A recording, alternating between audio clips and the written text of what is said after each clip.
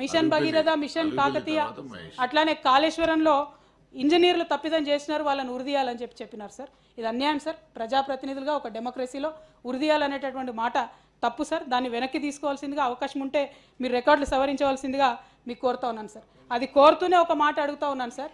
ఇంజనీర్లు తప్పు చేస్తే వాళ్ళని ఉరిదీయాలంటారు సార్. 30-40 ఏళ్ళు ప్రాజెక్టులు కట్టిన కాంగ్రెస్ పార్టీని మరి అట్లంటే ఎన్నిసార్లు ఉరిదీయాలి సార్? అది అవసరం. డెఫినెట్గా సార్, డెఫినెట్గా కాంగ్రెస్ పార్టీని అంటాం కదా సార్. అదేవిధంగా సార్ కేసీఆర్ గారిని కరెంటు గురించి మాట్లాడుతూ అనేక మాటలు అన్నారు సార్ జీవన్ రెడ్డి గారిని. నేనేమంటున్నా సార్ అంటే చరిత్ర అక్కర్లేదు సార్. నిజంగానే ఈ గవర్నమెంట్కి చిత్తశుద్ధి ఉంటే కేసీఆర్ గారిని తిట్టడం మానేసి ఒక్క నిమిషం కరెంట్ పోకుండా కరెంట్ ఇవ్వండి సార్, ఒప్పుకుంటాం. ఇప్పటికి 2 నెలల నుంచి అయితే అన్ని దగ్గరలో పోతుంది సార్, ఊర్లలో మరీ భయంకరమైన పరిస్థితి ఉంది సార్. అల్టిమేట్గా నా రిక్వెస్ట్ ఒకటే సార్, రాష్ట్ర ప్రభుత్వం యొక్క బడ్జెట్, ఈ రాష్ట్ర ప్రభుత్వం ఏదైతే ఉందో వారు చెప్పి వచ్చినట్టు చేసి వచ్చినటువంటి వాగ్దానాలను రిఫ్లెక్ట్ చేసే విధంగా ఉండాలి సార్. అన్ఫార్చునేట్లీ ఆ స్పిరిట్ ఈ బడ్జెట్లో లోపించింది. అన్ఫార్చునేట్లీ ఆ ఫండ్స్ ఈ బడ్జెట్లో లోపించినాయి. మరి దాన్ని సవరించుకొని ఇక ముందన్న ప్రజల యొక్క మద్దతు చేకూరేటట్టుగా చేయాలని కోరుతూ, మరి చివరిగా సార్ ఇవాళ రాష్ట్ర ప్రభుత్వం ప్రవేశపెట్టినటువంటి బడ్జెట్ 2,75,000 కోట్ల పైచిలుకుతో ప్రవేశపెట్టినారు సార్. అదే తెలంగాణ రాష్ట్రం వచ్చినప్పుడు 1,00,000 కోట్లు కూడా లేదు సార్ బడ్జెట్. ఇవాళ మీరు 2,75,000 కోట్లతోని బడ్జెట్ పెట్టిరంటే అది కేవలం కేసీఆర్ గారి దీక్ష దక్షతతోని బీఆర్ఎస్ పార్టీ యొక్క పాలసీలతోనే వచ్చిందని చెప్పి స్పష్టంగా తెలియజేస్తూ ఈ అవకాశం ఇచ్చినటువంటి మీకు ధన్యవాదాలు సార్. Thank you. మన మంత్రి గారు ఇంకా 2 స్పీకర్లు ఉన్నారు, వారు రియాక్ట్ అవుతారు, కానీ 2 గౌరవ సభ్యులు మాట్లాడేది ఉంది. మీ మీరు మాట్లాడిన తర్వాత లంచ్ బ్రేక్ ఇస్తాను, తర్వాత 2 మాట్లాడినాక క్లోజ్ చేద్దాం. చెప్పండి అధ్యక్ష. గౌరవ సభ్యురాలు కవిత గారు మాట్లాడుతూ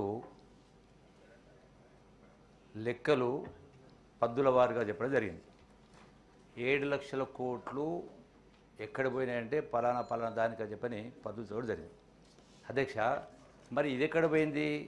గ్రోత్ ఎక్కడ బాయే, డెవలప్మెంట్ ఎక్కడ బాయే, స్టాంప్ రిజిస్ట్రేషన్ ఎక్కడ బాయే, 36 కోట్ల ఎక్సైజ్ ఎక్కడ బాయే అంటే అధ్యక్ష, నెట్గా ఆ విధంగా మీరు చెప్తే మీ గొప్పతనం ఏముంది అంటున్నా. మీరు అప్పులు చేసి మేము గొప్పగా చేసినామంటే మీ గొప్పతనం ఏందంటున్నా, ఎట్లా సమర్థించుకుంటారు అంటున్నా. అర్థం రీజనింగ్ ఉండాలి కదా.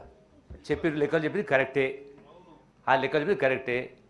మరి గొప్పగా అద్భుతంగా పరిపాలన చేసినామంటే గడచినటువంటి 10 సంవత్సరాల కాలంలో ధనిక రాష్ట్రం పోయి అలా 7 లక్షల కోట్లు అప్పు.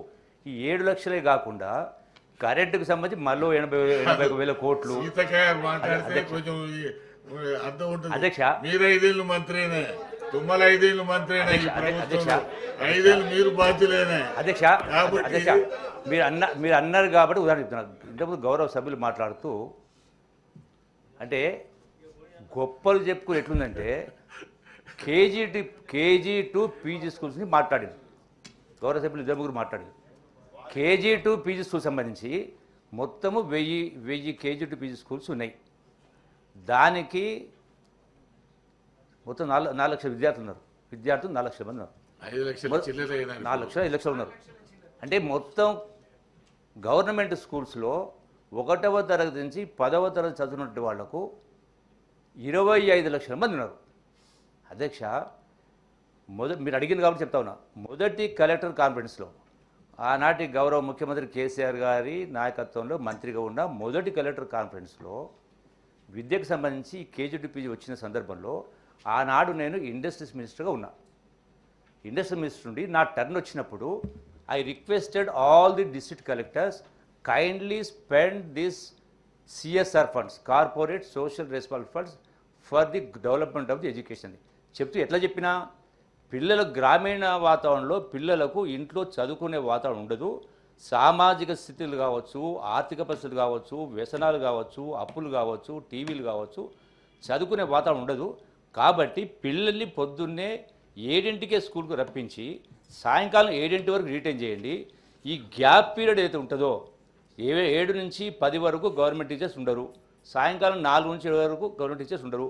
ఈ 3 గంటలు 6 గంటల కాలంలో గ్రామంలో ఉన్నటువంటి చదువుకున్నటువంటి నిరుద్యోగ యువత ఉంటుందో వాళ్ళని సెలెక్ట్ చేసి నెలకు వాళ్ళకు కొంత పారితోషికం ఇస్తూ వీళ్లకు హోంవర్క్స్ కానీ బుక్స్ కానీ చెప్పించే కార్యం చేస్తే, అట్లాగే సాయంకాలం పూట కూడా ఒక గంట ఆటపాట ఆడించి హోంవర్క్ చేస్తే it is that becomes as good as residential school, without spending so much of money. ఇది అని ఆ మాటని ఏమన్నా ఒక మాట అన్నా అది మాట్లాడుతూ చివరగా వాళ్ళకు పొద్దున్నే ఉన్నదేదో కలియో గంజో దాకొస్తారు అన్న. మరి ఆనాటి ముఖ్యమంత్రి గారు నేను మాట్లాడిన సబ్జెక్ట్ పక్కకు పెట్టేసి అదేంటండి ఎట్లా మాట్లాడతారు కలియో గంజ అంటారు అంది అంటే తప్ప. ఈరోజు కూడా నేను కలి తాగుతా, అంబలి తాగుతా, జొన్న రొట్టె తింటా. నేను చెప్పిన సబ్జెక్ట్ ఏంది అంటే మీరు పెట్టిన ఎన్ని వేల కోట్లు ఖర్చు పెట్టినరు, ఇది చేసినట్టు ఎన్ని లక్షల మందికి ఉపాధి జరిగేది అంటే ప్రతి విషయంలో కూడా ఆర్భాటం ఎక్కువ, ప్రచారం ఎక్కడ, రిజల్ట్ శూన్యం. ఇలా కాళేశ్వరం గురించి మాట్లాడినరు, ఇంత గొప్ప ఖర్చు పెట్టినరు. కాళేశ్వరం సంబంధించి కూడా స్పష్టత ఉంది. వేల కోట్ల రూపాయలు ట్రాన్స్పరెన్సీ. ప్రతి విషయంలో ఇట్లే ఉన్నా. గవర్నమెంట్ జవాబు చెప్పేటప్పుడు చెప్పండి. ఇప్పుడు క్లారిఫికేషన్ కూడా వాళ్ళ మంత్రి గారు ఉన్నప్పుడు అడగండి. ఇప్పుడు ఎందుకు రేపు ఇప్పుడు ఫైనాన్స్ మినిస్టర్ వచ్చి చెప్తాడు కదా.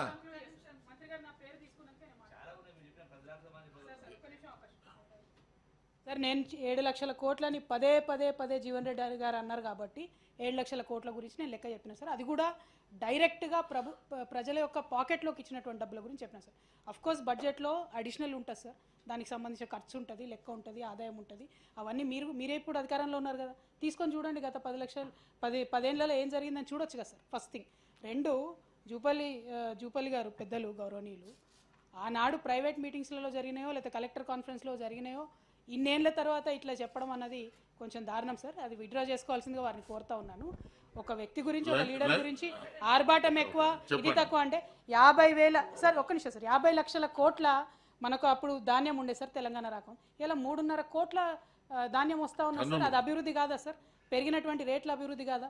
రిపేర్ అయినటువంటి చెరువుల అభివృద్ధి కాదా? సో ఏది జరగలేదు, ఆర్భాటమే జరిగిందంటే మరి నిన్న మొన్న ఈ పేపర్ యాడ్లు ఏంది సార్? నాగోబా జాతరకు ముఖ్యమంత్రి గారు పోతే ఏదో కొత్తగా ఇవ్వాలనే నాగోబా జాతర వచ్చినట్టు అడ్వర్టైజ్మెంట్ లేదు సార్. ఆర్టీసీ అడ్వర్టైజ్మెంట్ వేసినారు sir last minute sir. Ponnam Prabhakar గారు బీసీ బిడ్డ బొమ్మ లేకుండా ఆర్టీసీ అడ్వర్టైజ్మెంట్ వేసుకున్నారు సార్. సో ప్రచార ప్రటాటోపం ఎవరిదన్నటువంటిది తెలుస్తా ఉన్నారు సార్. మా పొన్నం అన్నది ఫస్ట్ బొమ్మ వేయండి అమ్మా, బీసీ బిడ్డలది బొమ్మ వేయండి, తర్వాత ఎన్ని అన్నా కూడా మీరు అడ్వర్టైజ్మెంట్లు ఇచ్చుకోండి. సరే సార్, ఒకటి మేడం అన్నట్టుగా ఇందాక కవిత గారు మైనార్టీల మీద వాళ్ళకే ప్రేమ ఉన్నట్టుగా సమాజంలో సగభాగం ఉన్నటువంటి మహిళలకు ఫస్ట్ గవర్నమెంట్లో ఒక్కరికి కూడా మినిస్టర్ ఇయ్యనటువంటి పరిస్థితి. అదే కాకుండా రాహుల్ గాంధీ గారైనా ప్రియాంక పదే వాళ్ళ మాట తీయడం అనేది సరైనది కాదు. వారికి ఇచ్చిన ప్రతి రూపాయి పార్టీ పరంగా పెట్టుకునేది. మా పార్టీ పరమైనటువంటి బస్సు అది ప్రభుత్వం బస్సులు కాదు వాళ్ళు వాడేది. నేను ఛాలెంజ్ చేస్తూ ఉన్నా, మరి 10 ఇయర్స్ నుంచి మీరు బయటి వ్యక్తులకు ప్రజాధనాన్ని ఎంత ఖర్చు పెట్టారు, మరి మేమేం పెడుతున్నాం ఒకసారి తీద్దాం, దాని గురించి కూర్చుందాం.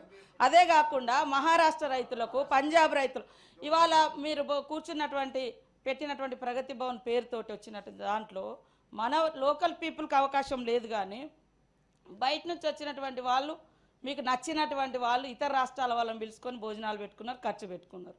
మేమేమన్నా అట్లా ఖర్చు పెడుతున్నామా? కాబట్టి ఇట్లాంటి మాటలు అనేటప్పుడు కొంచెం వెనుక ముందు అది పార్టీకి ఉంటుంది కదా. ఆ పార్టీకి అంతకుముందు రేవంత్ రెడ్డి గారు వాడినటువంటి బస్సు అది. మీరు దాన్ని వదిలిపెట్టి రకరకాలుగా మాట్లాడడం అనేది ఇది కరెక్ట్ కాదు. అదేవిధంగా ఇందిరమ్మ ఇళ్ళ విషయం కావచ్చు, పెన్షన్ల విషయం కావచ్చు, ఇచ్చినటువంటి ప్రతి వాగ్దానానికి కాంగ్రెస్ ప్రభుత్వం కట్టుబడి ఉంది. విధి విధానాలను ఖరారు చేస్తున్నారు.